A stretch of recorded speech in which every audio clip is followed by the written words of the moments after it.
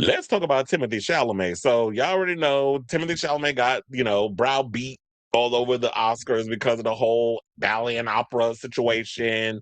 And many people have their conspiracy theories on why Timothée Chalamet didn't get the Oscar. Because I will say this, when Marty Supreme came out, he was definitely in the front running of getting the Oscar. Everybody was talking about how good he was in the role, and I've heard that he's great in the role. And one thing I will give Timothée Chalamet is he is a good actor. So Nepo baby isms aside, Timothée Chalamet puts in the work as a performer. He has worked hard to get where he is, even though he got a little help, but he's proven himself that every time he goes and takes on a part, that he is a force to be reckoned with as an actor. But with everything that was going on, I think, yeah, he was in the running in the beginning, but the issue that happened was a lot of people were kind of turned off from how he was going about promoting this whole Marty Supreme situation. Because I think what he was doing was he was trying to do sort of like the TikToky Gen Z approach to promoting this movie. So, because he knows that nobody quiet as is kept gives a good goddamn about some ping pong, but he was going to help you have y'all give a damn about ping pong because of the whole rollout and all the other stuff. So now what people are saying is that maybe the reason why he lost out on the whole situation, or he's kind of saying it allegedly, is because of who he's hunching or who he's been hunching for the past 3 years. So the Kardashian curse may not apply solely to NBA players. Now, sources say that Timothée Chalamet is pointing the finger at his famous girlfriend and their family for his latest loss. The Marty Supreme actor was nominated for a third Best Actor Oscar on Sunday.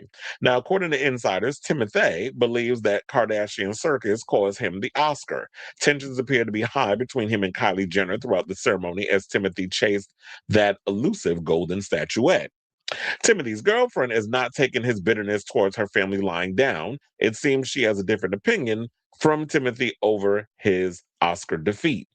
Now, sources tell friends the loss has nothing to do with her. An insider told Rob Shutter's Substack Naughty But Nice she's reportedly angry with her boyfriend for blaming her famous family. Now, coming into Sunday's big show, Timothy was among the frontrunners to finally win the acting Oscar.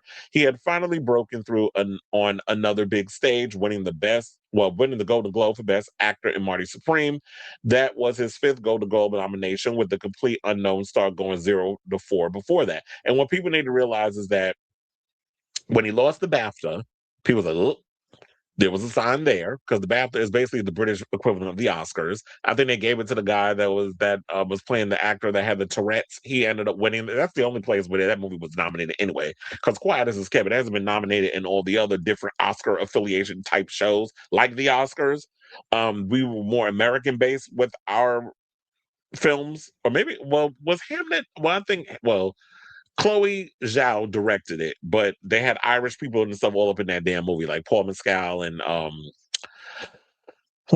Jesse Buckley and all that other stuff. So um the he didn't win the BAFTA, and then the SAG Awards came around, and Michael B. Jordan won that one, which people were like, okay, so if you whoever wins the SAG Award, it's kind of like an almost shoe-in that you're gonna win the Oscar. And turns out that Michael B. Jordan ended up winning the Oscar, which I always felt in my gut was going to happen anyway. And people are saying that, oh well, they kind of gave it to him because it was the situation that happened with him and Matthew McConaughey and all that other stuff. It was much more than that. I don't think that it just had to do with the whole Matthew McConaughey interview where he threw shade at ballet and opera. That was them getting their lickbacks at the Oscars, because all of that was like big at the moment, and people are like, okay, let's kind of play it up. This story is going around in Hollywood that Timothy is very arrogant and acts like that he is literally the LeBron James of the cinematic universe. And it's sort of like, okay, it's great that you want to be the greatest of all time in regards of acting, and you want to kind of be up there and with the big wigs like the Leonardo DiCaprios and the Daniel Day-Lewises, but you also need to learn to humble yourself, because you don't see Daniel Day-Lewis whenever he dives into a role and becomes that character, acting like that, you know, y'all need to bow down and lick the crack of his skinny ass. He's not asking you to do that. Neither is Leonardo DiCaprio. Like, Leonardo DiCaprio comes in with his little 25-year-old girlfriend at 50 and still humbles himself enough so that way y'all will respect him as the thespian that he is. And I think that's where people are having an issue with Timothy. It's funny that you want to sit and blame Kylie. Kylie is, to me, when I look at the situation now, if you was fucking Kim, I could understand you saying that. Because Kim is literally the naked chick in Life Force. Every time she comes for a man, she sucks the energy out of his body, and literally he turns to dust. So, and all these people end up mentally unstable. As Chris Humphries, Kanye, what's his name? Reggie Bush, all of them. Like they end up, we never hear from them ever again, or they need to be in an insane asylum whenever you get with them. And don't even get me started on Chloe with Lamar Odom. Can't keep himself in and out of, out of rehab, and all the other things that was going on. So the sisters have been notorious for like every man they touch, they end up becoming crazy. But or I don't know, y'all just don't be giving a damn, or their cachet kind of goes down the toilet. So it's like, we're not diminishing your talent, Timothy. I just feel like if this is true, you kind of just need to humble yourself and stop acting like that you are God's gift. I mean, you are gifted, but you're not God's gift. So now they said that for months, there have been rumors that Kylie and Timothy were on the verge of breaking up. In December, reports suggested the actor was using her name for attention. April will mark 3 years together for the couple if they make it that far. Now, sources believe Timothy was visibly upset when Michael B. Jordan won Best Actor instead of him on Sunday. Well, a lot of times y'all need to realize when they all up in there clapping, oh yeah, they all be talking shit about each other. They be mad the other person won. That's why I have to give it up to Delroy Lindo. When they announced Sean Penn was the winner, and Kieran Culkin threw that shade at Sean Penn for not showing up because he was with that damn Zionist Zelensky over in Ukraine, I guess, in a bunker. I did cackle the fact that Delroy sat there and refused to clap. At least I'd rather be him than. But it's funny how y'all didn't go in on him, but you're winning on Tiana Taylor for jumping up and applauding the fact that Amy Madigan won for weapons. But then y'all got mad at her. So it's easy for y'all to go pick on a woman, but you had a man of a certain age in that audience that was like, oh, fuck this shit. Y'all gave it a ungrateful ass Sean Penn who hates a lot of his peers in the business, he's nasty and rude, but y'all gave it to him for playing a racist who got smitten by Tiana Taylor, got her pregnant. She pretended that it was Leonardo DiCaprio's character's baby, and walking around with a goddamn erection in the beginning of the movie. That part was funny though.